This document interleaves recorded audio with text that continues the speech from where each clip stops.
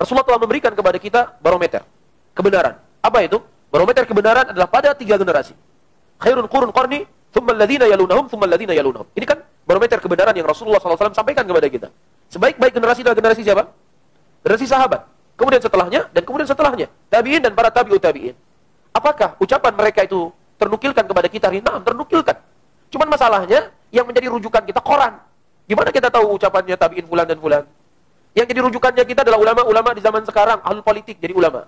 Yusuf Qaradawi semisalkan, dan semisalnya. Dan kalaupun baca kitabnya Said Qutb, gimana ente akan ngerti agama? Bagaimana ente akan faham jalannya para tabi'in? Coba ente baca. Baca Musannaf Ibnu Abdul Razak, Musannaf Abdul Razak, Musannaf Abu Bakar Ibnu Abi Syaibah, ente akan mendapatkan ucapan-ucapan para tabi'in. Bagaimana sikap mereka dengan ini? Bagaimana pandangan mereka tentang ini? Bagaimana pandangan mereka tentang ini? Bagaimana pandangan mereka tentang ini? Semuanya lengkap. Al-Fajri. Apakah Abu Bakar, Umar dan Abu Bakar dan Umar dan Rasulullah qunut di waktu salat subuh? Ayu muhdatsin. Bidah apa yang kamu sedang tanyakan? Jadi, qunut subuh ini sudah dihukumi oleh para sahabat Nabi sebagai perbuatan apa? Bid'ah. Sehingga boleh enggak dikatakan qunut ini adalah khilaf istihadi? Nggak boleh. Ini perkara yang sudah maklum di sisi para ulama. Nah, inilah orang-orang Wahabi. Jika terjadi perbedaan di antara mereka, kelompok mereka dengan kelompok orang lain, maka yang kelompok orang lain itu dianggap khilafnya tidak muktabar. Tetapi ketika mereka terjadi perbedaan antara ustadz mereka dengan ustadz mereka yang lain, ustadz mereka dengan syekh mereka, atau syekh mereka dengan syekh mereka, terjadi perbedaan, apa kata mereka? Itu masalah urusan fikih, masalah ijtihadiyah yang tidak perlu kita ingkari. Ini kalau terjadi perbedaan di antara kelompok mereka, di antara syekh mereka.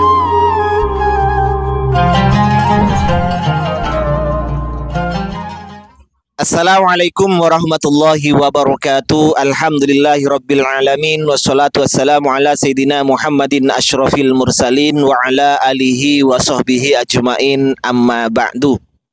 Sahabat-sahabat Aswaja, seluruh subscriber, para penonton semuanya tanpa terkecuali dimanapun berada, saya doakan semoga Allah Subhanahu wa Ta'ala senantiasa memberikan rahmatnya, taufiknya, hidayahnya, maghfirahnya, memberikan kelancaran rezeki dan kesehatan kepada kita semua. Amin, Allahumma amin.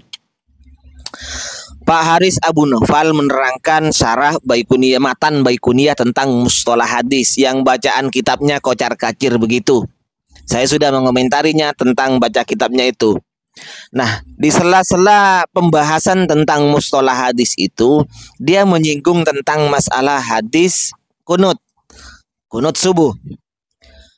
Apa yang tertarik di sini? Selain Ustadz Haris Abu Naufal ini mendhaifkan hadis yang menjelaskan tentang kunut subuh yang dikerjakan terus-menerus hatta faraqad dunia itu, Pak Haris Abu Naufal ini malah menerangkan terhadap jamaahnya bahwa kunut subuh ini bukan masalah khilaf yang muktabar. Artinya perbedaan kunut subuh, ada yang mengatakan sunat atau tidak, khilafnya ini tidak dianggap. Dengan demikian artinya orang yang mengerjakan kunut subuh itu dianggap sebagai bid'ah yang sesat. Kenapa? Karena khilafnya bukan khilaf yang muktabar. Begini ya Pak Haris Abu Naufal, Anda di awal-awal menerangkan bahwa paling baiknya kurun masa adalah pada masa Rasulullah, zaman setelahnya dan setelahnya. Ingat, yang mensunahkan kunut subuh itu bukan hanya Imam Syafi'i, tetapi Imam Malik rahimahullah, beliau juga mensunnahkan untuk mengerjakan kunut subuh. Walaupun ada perbedaan antara Imam Malik dengan Imam Syafi'i. Kalau Imam Malik, kunut subuhnya itu dikerjakan sebelum ruku. Tetapi kalau Imam Syafi'i, ini dikerjakan setelah ruku. Bangun dari ruku, waktu setelah iktidal, ini Imam Syafi'i, kunutnya dikerjakan seperti itu. Nah, andaikan khilafnya ini bukan khilaf yang muktabar, tentunya dua orang mujtahid ini, dua orang ulama besar di kalangan mazhab ini, dua pembesar mazhab yang Imam Malik dan Imam Syafi'i ini berarti telah memfatwakan sesuatu yang melanggar terhadap syariat, memfatwakan sesuatu yang tidak disyariatkan, memfatwakan sesuatu yang khilafnya tidak dianggap. Apakah mungkin beliau itu tidak mengerti bahwa yang namanya kunut subuh itu adalah perkara yang tidak disyariatkan, sehingga Imam Malik dan Imam Syafi'i mengatakan sunnah, Pak Haris Abu Naufal. Nah, inilah orang-orang Wahabi. Jika terjadi perbedaan di antara mereka, kelompok mereka dengan kelompok orang lain, maka yang kelompok orang lain itu dianggap khilafnya tidak muktabar. Tetapi ketika mereka terjadi perbedaan antara ustadz mereka dengan ustadz mereka yang lain, ustadz mereka dengan syekh mereka, atau syekh mereka dengan syekh mereka, terjadi perbedaan, apa kata mereka? Itu masalah urusan fikih,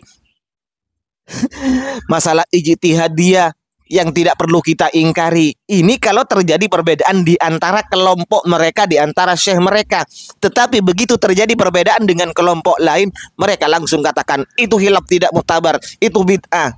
Ya Allah. Padahal ini sudah ulama pembesar mazhab, ulama yang sudah hidup, ulama salaf. Syafi'i dan Imam Malik ini adalah ulama salaf. Kenapa? Karena beliau itu hidup sebelum tahun 300.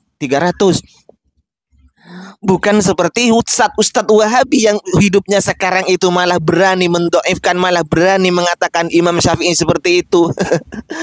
Lucu sekali pokoknya dari ustadz Wahabi itu. Jadi masalah kunut subuh dianggap khilafnya tidak muktabar. Yang mengertakan adalah bid'ah.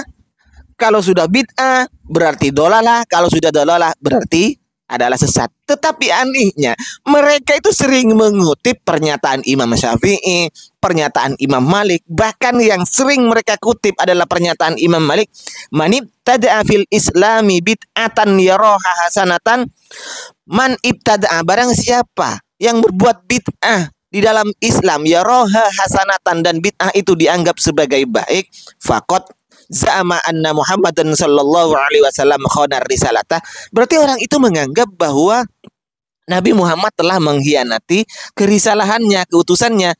Ini pendapat Imam Malik yang sering mereka bawakan untuk menghantam yang katanya ahli bid'ah. Padahal mereka tidak tahu Imam Malik sendiri mengerjakan bid'ah, begitu loh. Kenapa pendapatnya orang yang ahli bid'ah, yang memfatwakan bid'ah semacam Imam Malik, yang memfatwakan sunnahnya kunuk, Anda pakai orang-orang Wahabi? Lucu kan kalau seperti ini, Indi?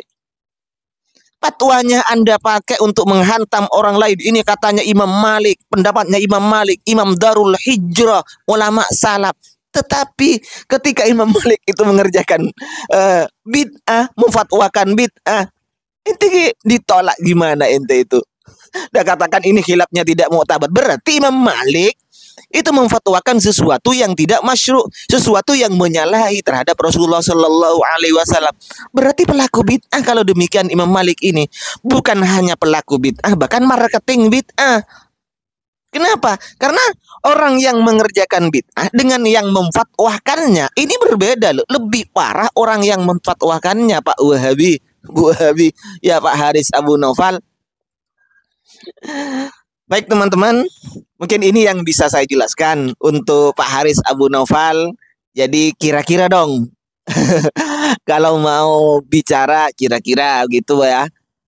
Demikian apa yang bisa saya sampaikan. Mohon maaf sebelumnya. Assalamualaikum warahmatullahi wabarakatuh.